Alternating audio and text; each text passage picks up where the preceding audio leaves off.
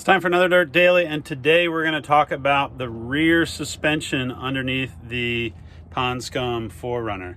The rear end is a little bit unusual. Dirthead Dave did a bunch of work back here to make it look really cool. So let's dive right in. I'm going to show you what we did.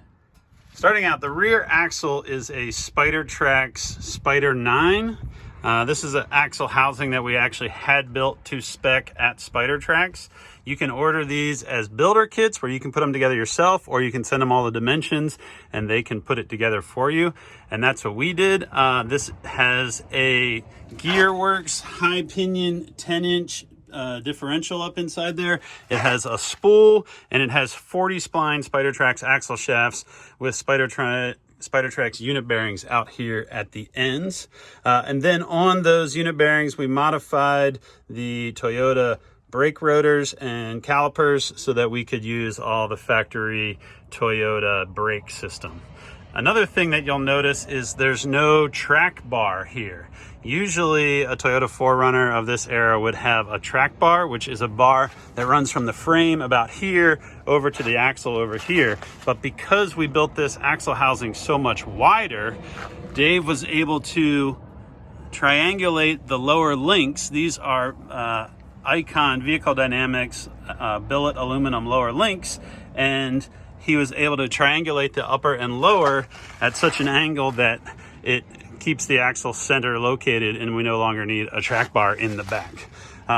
These links are pretty neat. They are billet aluminum, and then they have a piece of UHMW attached to the bottom to help them slide over rocks. All of the bracketry that's on this is modified parts from Barnes Off-Road. Barnes makes all types of 4-link kits, and we ordered a bunch of various parts, and then Dave was able to make them work on this axle. Another thing we did was the rear Toyota axle had this spring plate, this spring bucket, cut that off and welded that on, and then up inside here is the Icon Vehicle Dynamics air bump, as well as a urethane bump stop. Having two bump stops helps double down on the full compression, plus some big Fox shocks out here on the end. The rear coils are the coils from an Old Man Emu suspension kit that was on here. Originally, we looked at some Toy Tech coils, but they were going to lift the truck just too high for what we wanted. So we ended up going back to the Old Man Emu coils. There's some limit straps there so that if this thing droops out completely, the coils won't pop out. Overall, it's a really cool rear suspension. The 4-link keeps it located. The big beefy axle gives us some assurance against having any axle issues with the big 40-inch tires. And it all sits pretty low and uses basically the Toyota locations on the chassis end. Dave did modify the chassis mount for the upper link so that it was extra beefy, and then here you can see the lower mount tucked up in there. Overall, I really like it. You can see how the Driveline Tech drive shaft is tucked up in there really well, so it's clear from any rock beating. Plus we could use this rear end if we ever want to take this thing racing. So that's kind of a wrap on the rear suspension. You can also see that the exhaust was trimmed up a bit.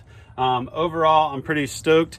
The rear end has a 10-inch travel Fox shocks back here. The rear coils are about a 2.5-inch lift, so it keeps it low and pretty stable. Plus it has good suspension geometry so that if we want to take this thing racing down the road, we have a big beefy rear end with a rear suspension that works really well. That's it for this Dirt Daily. We'll check in next time.